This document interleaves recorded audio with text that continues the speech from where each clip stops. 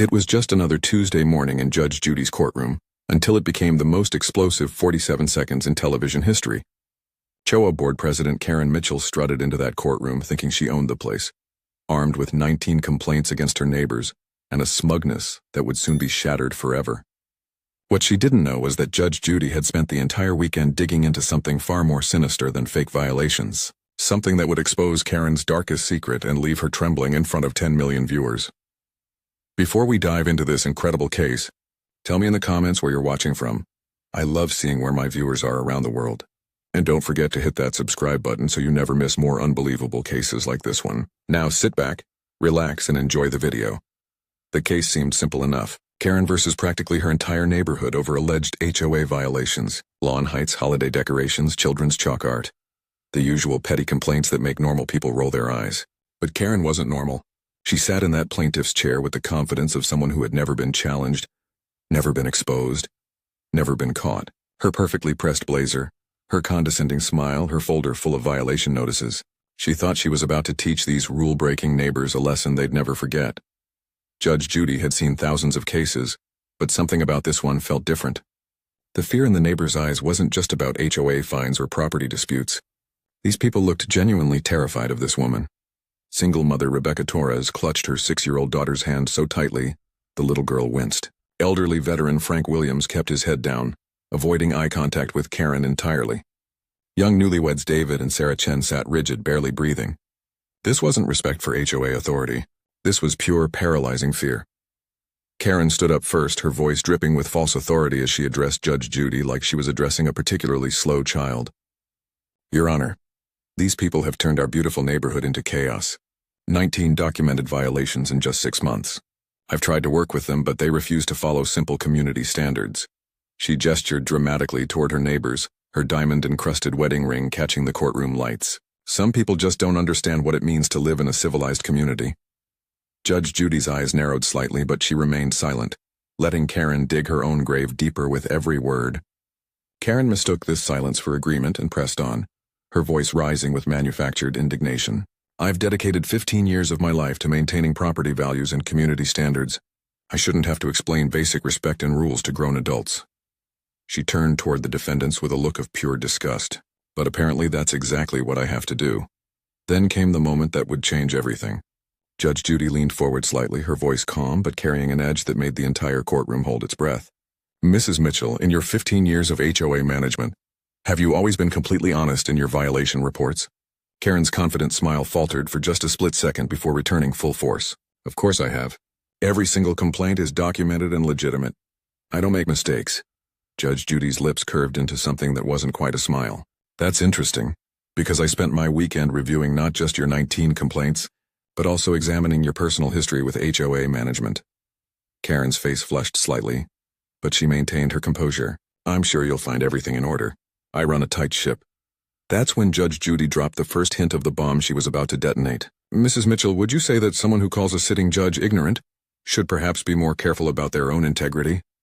Karen's eyes flashed with anger, and without thinking she snapped back. If the judge is being ignorant about how neighborhoods actually work, then yes, someone needs to say it. The courtroom erupted in gasps. Karen had just called Judge Judy ignorant on live television, and the look of shocked satisfaction on her face showed she thought she had scored a victory. She had no idea that Judge Judy was about to reveal something so devastating, so shocking, that Karen's entire world would crumble in front of America's eyes. Judge Judy sat back in her chair, her expression unreadable, and for exactly 47 seconds the courtroom was filled with the most dangerous silence in television history. What Karen didn't know was that Judge Judy hadn't just investigated her complaints. She had uncovered something much worse. Something that would expose Karen not as an overzealous HOA president, but as something far more sinister. And when those 47 seconds ended, Judge Judy would reveal a truth so shocking that it would make Karen's fake complaints look like child's play. If you love seeing entitled bullies get the reality check they deserve, smash that like button right now, because what Judge Judy reveals next will completely destroy this woman's life in the most satisfying way possible. Hit subscribe because you're about to witness the most brutal takedown in courtroom history. And trust me, you won't want to miss a single second of what's coming next. The case had started 3 months earlier when Rebecca Torres received her first violation notice. It wasn't delivered like a normal HOA letter. Karen Mitchell had personally knocked on Rebecca's door at 6:30 in the morning. violation notice in hand, while Rebecca was getting her 6-year-old daughter Emma ready for school. The complaint? Emma's sidewalk chalk art featuring rainbows and unicorns was creating visual pollution and potential property damage. Rebecca stared at the notice in disbelief as Karen stood on her doorstep with a measuring tape, documenting every colorful drawing Emma had created the day before. But that was just the beginning of Karen's reign of terror. Within 2 weeks, the entire Willowbrook neighborhood had received their own personalized visits from their self-appointed enforcer. Frank Williams, a 73-year-old Vietnam veteran, found Karen crouched in his bushes at dawn with a decibel meter, claiming his morning coffee ritual on the porch violated noise ordinances. The newlyweds David and Sarah Chen were cited for excessive vehicle idling because David had let his car warm up for 3 minutes during a February cold snap. Even the elderly Mrs. Patterson received a violation for her garden gnomes being non-conforming decorative elements that disrupt neighborhood aesthetics. Judge Judy reviewed the stack of complaints, each one more ridiculous than the last. Karen had documented lawn heights down to the millimeter, photographed Christmas lights that were allegedly left up 4 days past the acceptable removal date, and filed noise complaints about children laughing during afternoon play sessions. She had measured the exact spacing of fence posts, recorded the precise timing of garbage can placement, and even submitted photographic evidence of a neighbor's cat sitting in what she deemed an unauthorized location on their own property. What made these complaints truly sinister wasn't their absurdity, but their precision. Karen had clearly spent countless hours surveillance her neighbors, documenting their every move, waiting for the perfect moment to strike. She knew exactly when the Torres family left for work, when the Chens returned from their evening walks, when Frank Williams enjoyed his morning coffee. She had turned neighborhood watching into an obsessive, calculated campaign of harassment. The defendants sat in Judge Judy's courtroom like prisoners awaiting sentencing. Rebecca Torres spoke first, her voice barely above a whisper as she described how Emma had stopped asking to play outside after Karen's 3rd visit. "She told me the chalk lady scared her," Rebecca said, tears threatening to fall. "My daughter thinks drawing pictures is bad now because of this woman." David Chen's hands trembled as he explained how he and Sarah had considered selling their first home just 6 months after buying it. "We saved for 5 years for that house, Your Honor. But living next to her, it feels like prison." Frank Williams was the most heartbreaking of all. The decorated veteran had lived in Willowbrook for 12 years, without a single complaint until Karen took over the HOA board. "I fought for this country's freedom," he said quietly, "but I can't even drink my morning coffee in peace in my own home." He looked directly at Karen, his voice steady, despite his obvious pain. "You've made me afraid to live in the place I call home." Karen listened to each testimony with visible annoyance, rolling her eyes and shaking her head dismissively. When Frank finished speaking, she actually scoffed audibly. "Your Honor, these people are trying to make me look like the villain for enforcing basic community standards. Mr. Williams claims I'm harassing him, but his morning routine involves loud chair scraping, coughing, and newspaper rustling that disturbs the peace at 6 a.m. sharp every single day." She stood up dramatically, pulling out her phone to show dozens of photographs. "I have time-stamped evidence of every violation. Mrs. Torres allows her child to create permanent chalk stains on shared sidewalk surfaces. The Chens consistently park their vehicle in a manner that exceeds the designated parking space by 3 inches. These aren't personal attacks, these are documented facts."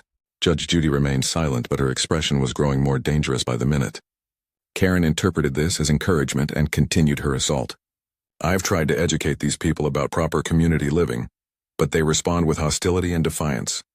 Some neighbors have even organized against me, spreading lies and trying to have me removed from the board simply because I hold them accountable."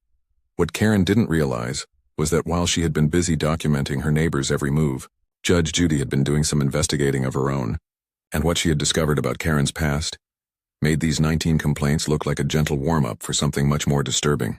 The silence in the courtroom grew heavier as Judge Judy prepared to reveal that Karen's obsessive behavior wasn't new, wasn't random, and wasn't just about HOA violations. There was a pattern that stretched back years, a pattern that would soon expose Karen as something far more dangerous than an overzealous neighbor. Judge Judy had heard enough.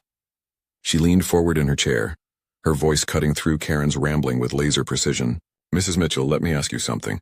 In your 15 years of HOA management, have you ever considered that perhaps the problem isn't your neighbor's behavior, but your interpretation of what constitutes a violation?" The question hung in the air like a loaded weapon, and Karen's face immediately flushed red with indignation. "Excuse me?" Karen snapped, her carefully maintained composure cracking for the first time. "Your Honor, With all due respect, I don't think you understand the complexities of modern neighborhood management. These aren't interpretations, these are clear violations of established community standards. Her voice rose with each word, the mask of professionalism slipping away to reveal something much uglier underneath. Judge Judy's eyebrows raised slightly, a dangerous sign that anyone familiar with her show would recognize instantly. I don't understand neighborhood management, she repeated slowly, her tone deceptively calm. Mrs. Mitchell, I've been practicing law longer than you've been alive. I think I can grasp the concept of reasonable community standards versus harassment. That's when Karen made the fatal mistake that would seal her doom, standing up abruptly from her chair, her face now completely red with rage. She pointed directly at Judge Judy and shrieked, "You're being completely ignorant about how real neighborhoods work. You sit in this courtroom all day dealing with petty disputes, but you have no idea what it's like to actually manage a community of people who refuse to follow basic rules." The courtroom exploded into chaos. Gasps echoed from every corner as spectators stared in disbelief at what they had just witnessed. The bailiff's hand instinctively moved toward Karen, ready to intervene if necessary. The defendants sat frozen, their mouths hanging open at Karen's spectacular self-destruction. Even the court reporter stopped typing for a moment, stunned by the audacity of what she had just heard. Karen, however, was completely oblivious to the magnitude of her mistake. The satisfaction on her face was unmistakable as she stood there, chest heaving with righteous anger, believing she had just delivered a knockout punch to Judge Judy's authority. She actually smiled, a cold, triumphant expression that made her look absolutely deranged in the courtroom lights. Judge Judy sat perfectly still, her hands folded calmly on her desk, but her eyes had turned to ice. The silence that followed was so complete, so absolutely terrifying that it seemed to suck all the oxygen out of the room. For exactly 47 seconds, nobody moved, nobody breathed, nobody dared to make a sound. The only noise was the steady tick of the courtroom clock, counting down to Karen's complete annihilation. During those 47 seconds, Karen's smile began to fade as she slowly realized that Judge Judy's silence wasn't defeat. It was the calm before a hurricane that would destroy everything Karen had built her identity around. Judge Judy's investigation hadn't just uncovered fake complaints. She had discovered something about Karen's past that would reveal her not as an overzealous HOA president, but as a repeat offender whose pattern of harassment stretched back through multiple neighborhoods, multiple victims, and multiple attempts to escape the consequences of her actions. When those 47 seconds ended, Judge Judy would unleash a revelation so devastating that Karen would never recover, and America would witness the most satisfying moment of justice ever captured on television. The 47 seconds ended with Judge Judy's voice cutting through the silence like a blade through glass. "Mrs. Mitchell, you call me ignorant, but let me tell you what I've learned about you." Her tone was deadly calm, each word delivered with surgical precision that made Karen's confident smile begin to waver. "I spent my weekend making some very interesting phone calls to your previous neighborhoods in Arizona, Florida, and Ohio." Karen's face went completely white. The smugness drained from her expression as if someone had pulled a plug, replaced by the first flicker of genuine fear. Judge Judy opened a thick file folder, the sound of papers rustling echoing through the silent courtroom like thunder. "Sunnydale HOA in Phoenix, Riverside Gardens in Tampa, Maple Grove in Columbus. Ring any bells, Mrs. Mitchell?" "I don't know what you're implying," Karen stammered, but her voice had lost all its earlier authority. Her hands began to shake as she gripped the edge of the plaintiff's table. Judge Judy smiled, but it was the cold smile of a predator who had cornered its prey. "Let me refresh your memory," Judge Judy continued, pulling out a stack of documents. "Sunnydale HOA 2018 to 2020. 43 harassment complaints filed against residents before the board voted you out unanimously. Riverside Gardens 2020 to 2022. 37 documented cases of stalking behavior before you were forced to resign and move. Maple Grove 2022 to 2024. 51 violation notices in 18 months before the entire community filed a restraining order against you." The courtroom erupted in shocked murmurs. Karen stood frozen, her mouth opening and closing like a fish out of water, unable to form words. Judge Judy wasn't finished. "And here's the really interesting part, Mrs. Mitchell. In every single neighborhood, you followed the exact same pattern. You'd move in, get elected to the HOA board within 6 months, then begin a systematic campaign of harassment until the community couldn't take it anymore." Judge Judy held up a photograph that made Karen stumble backward. "This is from your Phoenix neighbors. You sitting in your car outside the Martinez family's home at 2 a.m., taking photographs of their garbage cans." Mrs. Martinez called it the most terrifying experience of her life. Another photo emerged. "This is from Tampa. You measuring the height of Mrs. Johnson's fence at midnight with a flashlight." The police report calls it obsessive stalking behavior. Karen's legs gave out and she collapsed back into her chair, her face now gray with shock. Judge Judy's voice rose with righteous fury. You're not an HOA president, Mrs. Mitchell. You're a serial neighborhood predator who uses HOA rules as a weapon to terrorize innocent families. And what's worse, when each community finally stands up to you, you simply pack up and move to the next unsuspecting neighborhood to start the cycle all over again. The defendants stared in horrified fascination as Karen's entire world crumbled before their eyes. Judge Judy wasn't done destroying her yet, and what came next would expose the full extent of Karen's disturbing obsession with controlling and terrorizing her neighbors. If Judge Judy's bombshell revelation just blew your mind, smash that like button and share this with everyone who needs to see a bully get completely destroyed. Comment exposed if you can't believe this woman's sick pattern of behavior. Because what Judge Judy reveals next will shock you even more. Karen sat in her chair like a broken marionette, strings cut, spirit shattered. The woman who had terrorized an entire neighborhood just minutes earlier was now trembling uncontrollably, mascara streaming down her cheeks in black rivers of humiliation. I was just trying to maintain standards, she whispered, her voice cracking like thin ice. I never meant to hurt anyone. I was protecting property values. Judge Judy leaned forward, her voice dripping with disgust. Mrs. Mitchell, you've destroyed the lives of dozens of families across 4 states. You're not a community protector. You're a predator who feeds on fear and control. Karen tried to speak, but only strangled sobs emerged as the full weight of her exposure crushed down on her. Your Honor, please. Karen finally managed between gasping breaths. I can change. I can do better. These people don't understand what I was trying to accomplish. But her desperate pleas fell on deaf ears as Judge Judy delivered her final verdict with the force of a sledgehammer. Mrs. Mitchell, I'm dismissing every single one of your complaints as fraudulent harassment. You will pay all court costs, issue written apologies to every neighbor you've terrorized, and I'm forwarding my findings to the authorities in Arizona, Florida, and Ohio for possible criminal charges. Karen's face went completely white as Judge Judy continued. Furthermore, I'm recommending that Willowbrook HOA seek a permanent restraining order against you. The defendants burst into tears of relief and joy. Rebecca Torres hugged her daughter Emma tightly, whispering that the scary lady couldn't hurt them anymore. Frank Williams straightened his shoulders for the first time in months, dignity restored. The Chens held hands, finally able to breathe freely in their own home. Karen stood on shaking legs, her designer blazer wrinkled and tear-stained, her perfectly styled hair now disheveled. As security escorted her from the courtroom, she turned back once with wild, desperate eyes, but found only the satisfied faces of neighbors who were finally free from her reign of terror. Her 15-year career of neighborhood harassment was over, destroyed in less than 30 minutes by a judge who refused to let bullies hide behind fake authority. Within hours, Karen calls Judge Judy ignorant was trending worldwide. The video exploded across every platform, reaching 25 million views in the first day alone. Comments poured in from victims of similar HOA nightmares, sharing their own stories of harassment and thanking Judge Judy for exposing the truth about neighborhood bullies.